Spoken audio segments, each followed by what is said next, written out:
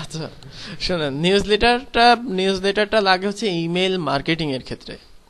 তো আমাদের দেশে এটা প্রযোজ্য না, আমাদের দেশেও ক্ষেত্র বিশেষে প্রযোজ্য। তো বাইরের কান্ট্রিতে যখন একটা পণ্য প্রচার করতে হয়, সেক্ষেত্রে আমাদের দেশে মনে করেন নির্বাচনে যখন ভোট চাই, তখন কি করে, বাড়ি বাড়ি এসে লিফলেট দিয়ে যায়। তো যখন লিফলেট প্রিন্ট করে, তখন তার একটা মানে একটা জরিপ লাগে যে এইখানে কয়টা লোক আছে, সে কয়টা যায় লিফলেট গুলো দিয়ে আসবো, তাই না? সেই ঠিকানাগুলো লাগে না? আপনার এই বাড়িতে যায়, মনে করেন একটা চিঠি বিলি করবে, ইম্পর্টেন্ট চিঠি, সেই চিঠিটা এই আমাদের গ্রামের মধ্যে সব গ্রামে মানে সব বাড়িতে একটা করে লিফলেট দিয়ে আসবে। তো এটাই যদি আপনি অনলাইনে বিবেচনা করেন যে আপনি একটা প্রোডাক্ট মার্কেটে ছাড়ছেন, সেই প্রোডাক্টটা সম্পর্কে আরেকজনকে জানাতে হবে। তো জানানোর জন্য এই এই লোকগুলোকে এটা দিতে হবে। তাহলে তার কি লাগবে? ইমেইল ঠিকানা। তো আমাদের ওয়েবসাইটে যদি যান, institute.rr foundation বা আর ফাউন্ডেশন এর আগে ছিল, এখন নাই, তো সেখানে যদি যান বা বিভিন্ন ওয়েবসাইটে থাকে যে get updates from our website, এরকম ইমেল অ্যাড্রেস দেওয়া জায়গা থাকে, সেখানে ইমেল অ্যাড্রেস পূরণ করে দিলে আপনি ফ্রি আপডেট পাবেন। ওইখানে আবার বলা থাকে যে আপডেটগুলো একদম ফ্রি। আসলে ফ্রি, কিন্তু তার প্রোডাক্টের বিজ্ঞাপনগুলো আপনাকে ফ্রি দিচ্ছে, তাই না? মার্কেটিংটা আপনার উপরে ফ্রি করছে। এটা একটা টেকনিক আর কি। যে ফ্রি শুনে দেখা যাচ্ছে, আগে এরকম আমারও টেন্ডেন্সি ছিল যে যেখানে ফ্রি দেখবো ইমেল অ্যাড্রেসটা দিয়ে আসবো, যদি পাইলেও পাইতে পারি কোনো এক সময় অনেক টাকা, ঠিক আছে, এরকম। তো এরকম ফ্রি লেখা থাকে যে ফ্রি আপডেট পাবো, এরা কোনো টাকা পয়সা নেবে না, অনেক জায়গায় তো টাকা পয়সা নেই, যা ইমেল অ্যাড্রেসটা দিয়ে আসি, এরকম আর কি। তো এইগুলোর উদ্দেশ্য হচ্ছে যে পাবলিকের ইমেল অ্যাড্রেস কালেক্ট করে সেই অ্যাড্রেসে বিজ্ঞাপন দেওয়া। মনে করেন যে একটা ইমেল পাঠাইলেই যদি সে তার পণ্যটা সম্পর্কে জানতে পারতো, তার অ্যাডভার্টিসমেন্টে অনেক খরচ বেঁচে গেল না, তার সেলটা বেড়ে গেল, ঠিক আছে? এই যে টোটাল প্রক্রিয়াটা, সেই প্রক্রিয়াটাকে বলা হয় ইমেল মার্কেটিং। তো এই ইমেল মার্কেটিং এর জন্য আমাদের যে জিনিসটা প্রয়োজন, সেটা কি জিনিস? Email address. তো ইমেল অ্যাড্রেসের জন্য ওয়েবসাইটে একটা জায়গা করতে হবে যে এন্টার ইওর ইমেল অ্যাড্রেস, তারপরে সাবস্ক্রাইব। এখানে গেলে এই যে ইমেল অ্যাড্রেস, সেই ইমেল অ্যাড্রেসটা আমার কাছে আসবে। তো এটার দুইটা পদ্ধতি আছে। সেটা হচ্ছে যে ম্যাস মেইল যদি আপনি করেন, ম্যাস মেইল মানে কি, মনে করেন আপনি 80 জনকে একবারে মেইল পাঠাবেন। তো সেই ক্ষেত্রে মেইল যদি পাঠান, সেক্ষেত্রে গুগল বা অন্য যদি আপনি ইমেল অ্যাড্রেস ব্যবহার করে পাঠান, আপনি সর্বোচ্চ 100 জনকে পাঠালেন। যদি 5000 জনকে একসাথে পাঠাইতে চান, সেক্ষেত্রে আপনাকে ওইটা স্প্যামিং ধরবে, ধরে আপনার অ্যাকাউন্ট দিবে সাসপেন্ড করে। অথবা যদি আপনার সি প্যানেল বা সার্ভার থেকে পাঠান, সেটাও কিন্তু ইমেইলের সার্ভারের উপরে চাপ পড়বে।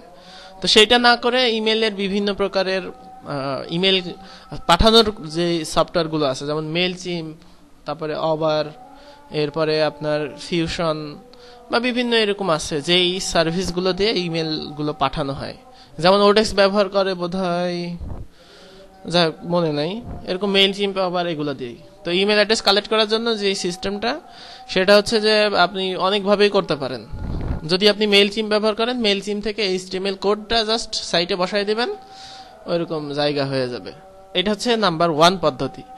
নাম্বার 2 পদ্ধতি হচ্ছে সেলফ হোস্টেড। মনে করেন আপনি চাচ্ছেন যে এরকম একটা জায়গা করলেন, করার পর সেখানে ইমেল সাবমিট করলো, আপনি সেটা চাচ্ছেন যে আপনার ডাটাবেজে সেভ হোক, পরবর্তীতে আপনি এক্সপোর্ট করে ওটাকে CSV করে এবার আপনি আপনার মেইল ক্লায়েন্টে নিয়ে গেলেন, এটা একটা হতে পারে। আবার এই দুইটা পদ্ধতি মেনলি। তো প্রথম পদ্ধতিটা হচ্ছে যে যদি আপনি HTML এ করেন, সেক্ষেত্রে আপনি যাবেন হচ্ছে মেইলচিম্প। মেইলচিম্পের কথা এতবার বলছি কারণ মেইলচিম্পে হচ্ছে ফ্রি ব্যবহার করা যায়। এটা হচ্ছে মোট হচ্ছে ডেইলি, মনে হয় মাসে একটা লিমিট আছে এখানে। হ্যাঁ হ্যাঁ, 2000 পর্যন্ত সাপোর্ট দেয়। হ্যাঁ, এখানে যাওয়ার পরে এখানে যে সাইন আপ ফ্রি,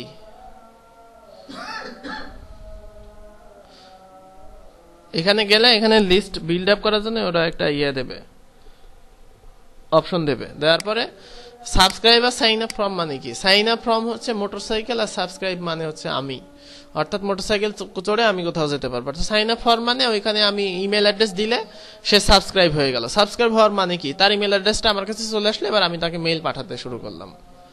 আর কন্ট্যাক্ট ফর্ম 7 দিয়ে করা যায়। কন্ট্যাক্ট ফর্ম 7 দিয়ে করলে তার সাথে আলাদা একটা এক্সটেনশন লাগে, সেই এক্সটেনশনটার নাম হচ্ছে কন্ট্যাক্ট ফর্ম 2DB। ঠিক আছে, বুঝতে পারছো যে কিভাবে এটা করতে হবে? যে ক্লায়েন্টকে দেখতে হবে যে তার HTML সাইট নাকি তার হচ্ছে ওয়ার্ডপ্রেস সাইট। যদি ওয়ার্ডপ্রেস হয় সেক্ষেত্রে কন্ট্যাক্ট ফর্ম 7 দিয়ে করা যাবে, কন্ট্যাক্ট ফর্ম 7 দিয়ে। আর HTML হলে মেইলচিম্প দিয়ে করা যাবে। আবার ওয়ার্ডপ্রেসও মেইল চিম দিয়ে করা যাইতে পারে। মেইল চিম মানে সব জায়গাতে ওরা এইচটিএমএল কোড প্রোভাইড করবে, সেটা আমি টেক্সট উইজেটে যাই এইচটিএমএল কোড দিলেই আমার হয়ে গেল। এরকম করে দেখাতে হবে। আচ্ছা, একদিন করে দেখাবো, সমস্যা নাই।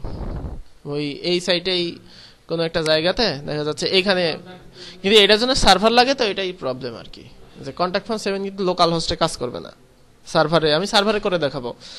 আরেকটা পদ্ধতি আছে, যদি ফ্রি আর আনলিমিটেড ব্যবহার করতে চান সেক্ষেত্রে ওয়ার্ডপ্রেসের একটা সার্ভিস আছে জেট প্যাক নামে। ওয়ার্ডপ্রেস সাইটে জেট প্যাক ইনস্টল করবেন, করার পরে এবার আপনি জেট প্যাক দিয়ে ওইখানে নিতে পারেন। জেট প্যাক দিলে একটা উইজেট চলে আসবে এখানে।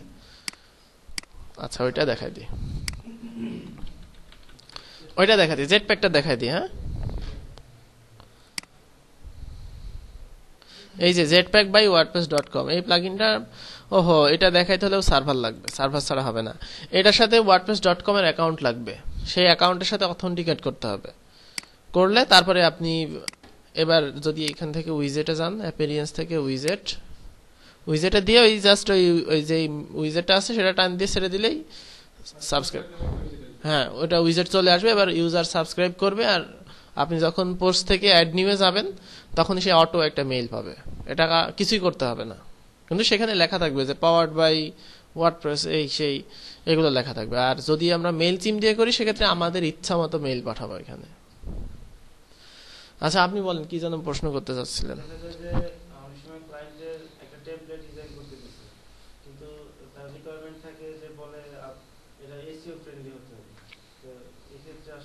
আচ্ছা, এসইও ফ্রেন্ডলি মানে কি? যেমন আমরা যদি আমাদের টেমপ্লেটটা দেখি, মনে করেন এখানে আমি হেডার পিএইচপি তে যাই,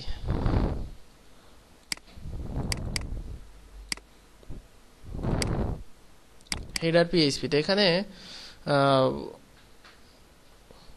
লোগোতে দেখেন আমি কি ব্যবহার করছি, এখানে এ ক্লাস ব্র্যান্ড। আচ্ছা, এখানে যদি ইমেজ ব্যবহার করতাম, মনে করেন এখানে H1 আমরা সাধারণত এখানে আইএমজি এটা ব্যবহার করি, তাই না? তো এখানে আইএমজি ব্যবহার করি, এখানে আমরা কি করি, এখানে ইমেজ এটা ডাইনামিক করে আমরা খালাস, আমরা আর কিছু করি না। কিন্তু উচিত হচ্ছে অল্টার ট্যাগটা দেওয়া।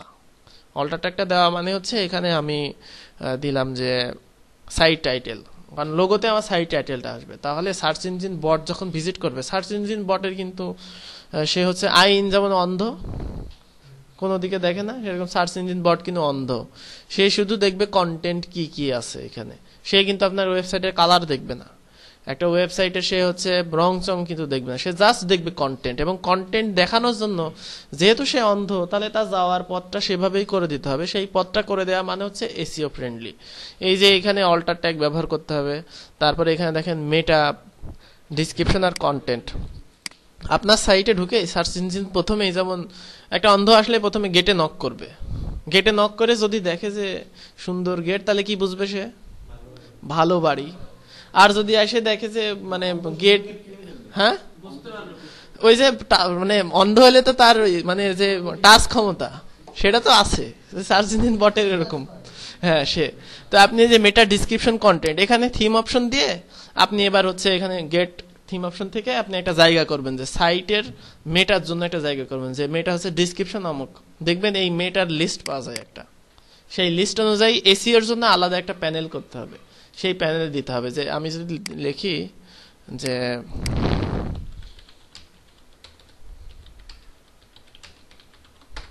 ওয়েবসাইট মেটা লিস্ট HTML, এই যে এখানে যান, অনেকগুলো, হ্যাঁ ডাইনামিক করা যাবে। এই যে এখানে দেখেন মেটা নেম ডিসক্রিপশন মানে সাইটের ডিসক্রিপশন, কিওয়ার্ড আপনার সাইট কি কি খুঁজে পাইলে আপনার সাইটে আসবে, কিওয়ার্ডটা দিলেন। এখানে হচ্ছে রোবটস, রোবট আসতে পারবে কি পারবে না, আপনি অন্ধকেও বাধা দিতে পারবেন যে বেটা যা, তোর আসার দরকার নেই। সেক্ষেত্রে কি হবে, আপনার সাইটটা আপনারই থাকবে, আর কারো এটা জানবেও না, দেখবেও না, বুঝবেও না। ঠিক একইভাবে কপিরাইট, আপনার সাইটটা কে বানাইছে, কপিরাইট টেক্সট যদি গুগল বটকে আসতে দিতে চান, বা স্পেসিফিকলি কোনো বটকে যদি আপনি আসতে না দিতে চান, সেক্ষেত্রে ল্যাঙ্গুয়েজ কি, আপনার সাইটের কি ল্যাঙ্গুয়েজ সেটা। যেমন গুগলের হচ্ছে লোকাল যে ল্যাঙ্গুয়েজ সার্চ আছে সেটা কিভাবে কাজ করে, এই যে সাইটের মেটা দেওয়া থাকে, সেক্ষেত্রে সে বাংলা সাইটগুলোতে সার্চ করে দেখায়, তাই না? তো ঠিক একইভাবে এখানে যে মেটাগুলো আছে, মানে আপনাকে এসইও ফ্রেন্ডলি করতে হলে আগে জানতে হবে এসইও সম্পর্কে, যে এসইওতে কি কি করলে একটা সাইট সার্চ ইঞ্জিন র্যাঙ্কিং হয়, তারপরে সেই কন্টেন্টগুলো আপনাকে এখানে দিয়ে দিতে হবে। আর এছাড়াও এসইও প্লাগইন আছে, সেই প্লাগইন ব্যবহার করলে যে কোনো থিমই আপনার ওইরকম এসইও ফ্রেন্ডলি হয়ে ওঠে। কিন্তু ক্লায়েন্ট সাইজে তার থিমটা এসইও ফ্রেন্ডলি হোক, কারণ এসইও প্লাগইনের মধ্যে অনেক কিছু থাকে। তো ক্লায়েন্ট চাচ্ছে না যে এত কিছু ব্যবহার করতে, জাস্ট তার থিমটা এসইও ফ্রেন্ডলি হবে, সে এসইওর যা যা ফিচার সেই ফিচারগুলো এখানে থাকবে। এই এইটগুলো করলে আপনার থিম এসইও ফ্রেন্ডলি হবে। হুম হুম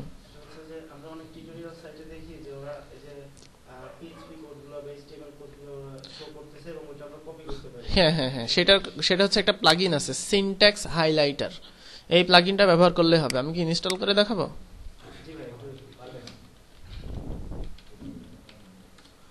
সিনট্যাক্স হাইলাইটার ওয়ার্ডপ্রেস, এই যে সিনট্যাক্স হাইলাইটার ইভালুয়েট নাকি যাই হোক, এইটা জাস্ট ডাউনলোড করবেন, আপনার ডাব্লিউপি কন্টেন্ট প্লাগইনস এখানে দেবেন। দেওয়ার পরে এখানে দেখবেন যে ইনস্টলেশন লেখা আছে যে কিভাবে ইনস্টল করবেন। এখানে বলা আছে যে পিএইচপি দিয়ে ঘিরলে সেটা পিএইচপি হবে। আচ্ছা, আমি পিএইচপি একটা কোড টেস্ট করি, new page PHP code test, আর এখানে এবার আমি দিলাম পিএইচপি দা টাইটেল, এবার দিয়ে পাবলিশ। এবার যদি পেজটা ভিজিট করি সেক্ষেত্রে যদি আসে, আচ্ছা আসে নাই না, ও প্লাগইন অ্যাক্টিভ করেন তা আগে বলবো না।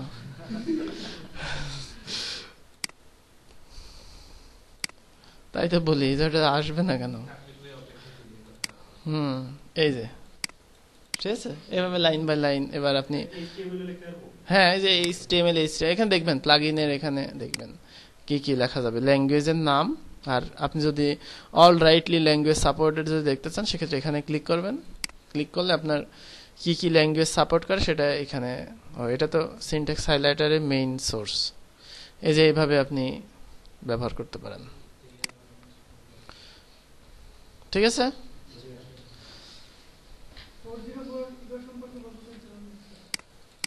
আচ্ছা 404 EIIOR ইরোর, এটা যায় উইকিপিডিয়াতে যাবেন, যাওয়ার পরে এখানে একটা আর্টিকেল আছে 404 সম্পর্কে, সেটার হচ্ছে বাংলাতেও পাওয়া যাওয়ার কথা। থামেন,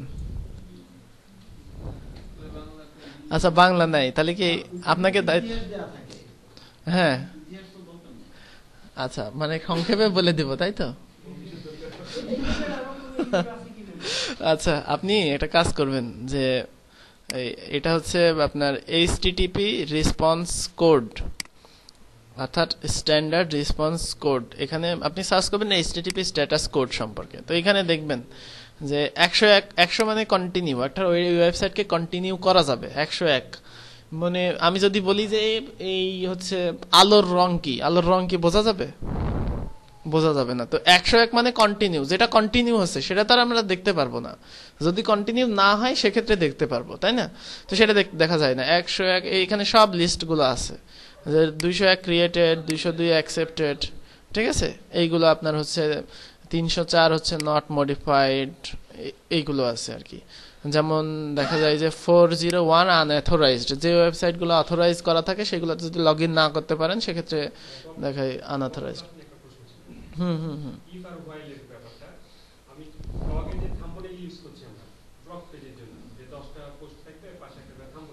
হুম হুম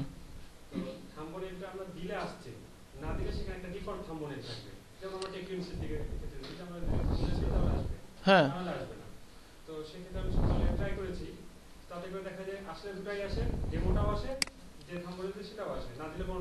আচ্ছা, এই ফিল্ডসের ব্যবহার কোন ফাইলে যেন শিখছিলাম? শর্ট, এই যে টেমপ্লেট না পেজে। আচ্ছা, এই যে এখানে শিখছিলাম না, এই যে যদি আইকন থাকে সেক্ষেত্রে এই দেখেন আপনি পিএইচপি আইকন ইজিক্যাল টু, তো এইটা তাই না? আর আপনি চাচ্ছেন কি থাম্বনেইল ইমেজ, তাহলে এখানে আপনি দিবেন যে থাম্বনেইল ইমেজ পাওয়ার জন্য যেটা দিতে হয়। আচ্ছা, আমি ডাইরেক্টলি করে ফিচার্ড ইমেজের কোড আর কি, এটা হচ্ছে না, অ্যাড থিম সাপোর্ট না। এখানে আপনার যে ফিচার্ড ইমেজ আনার জন্য যেই কোডটা আছে না, আচ্ছা আমি ব্রাইট পেজ থিমটা তো এখানে আছেই।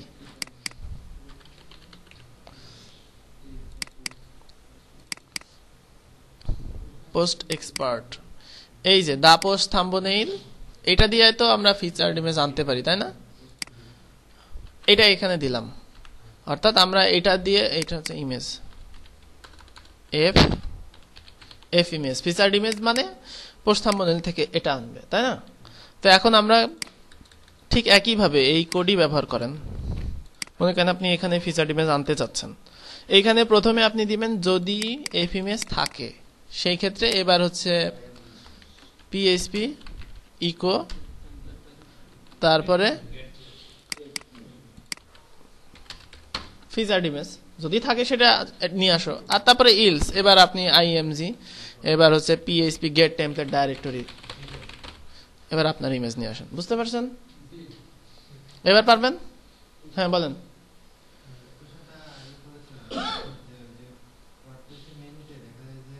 একশোটা করলে আসছে না, আপনাকে গ্রুপে পোস্ট দিতে বলছিলাম, আপনি দেন নাই তো, দিয়েছিলেন? আচ্ছা আমাকে একটা লিঙ্ক দিয়ে দিয়েন, আমি অবশ্য আজকে একটা করলাম যেরকম 100টার বেশি লিঙ্ক আসছে, তো মানে একটা একটা দিলে কাটে যায়। আচ্ছা গুগলে যদি সার্চ করি এ বিষয়ে,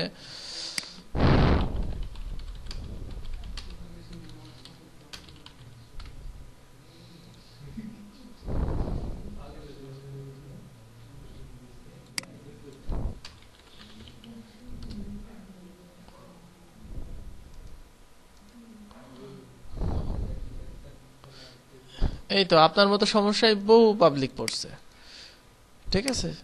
এই যে এটা বলছে, এটাকে আপনি নাকি? না আপনি না।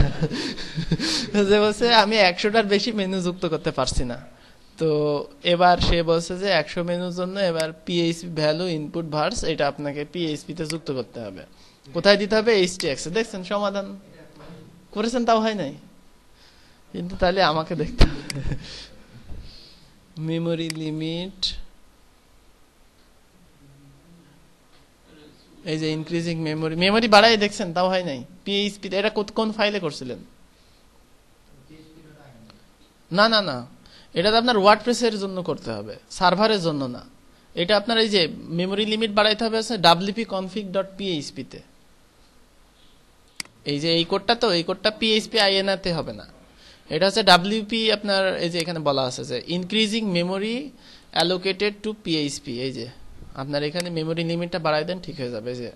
এই যে আপনার এটা নেন, আপনি লিখবেন যে increase memory limit in WordPress, লিখলে তারপরে আপনার এখানে দেখবেন যে ডিফল্ট ভাবে দেওয়া আছে যে wp config। আমি আপনাকে দেখাই দেই, এটা তো করে দেখেন নাই তাই না? আচ্ছা আমি এখন সরাসরি করব, কিন্তু সময় নাই যে আজকে, আগামী দিন এটা দেখব না।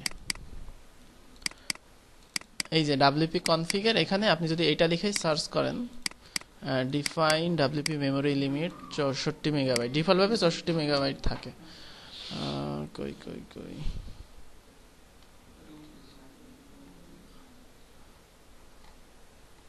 আচ্ছা সেক্ষেত্রে এটাই দিয়ে দিতে হবে, সমস্যা কি?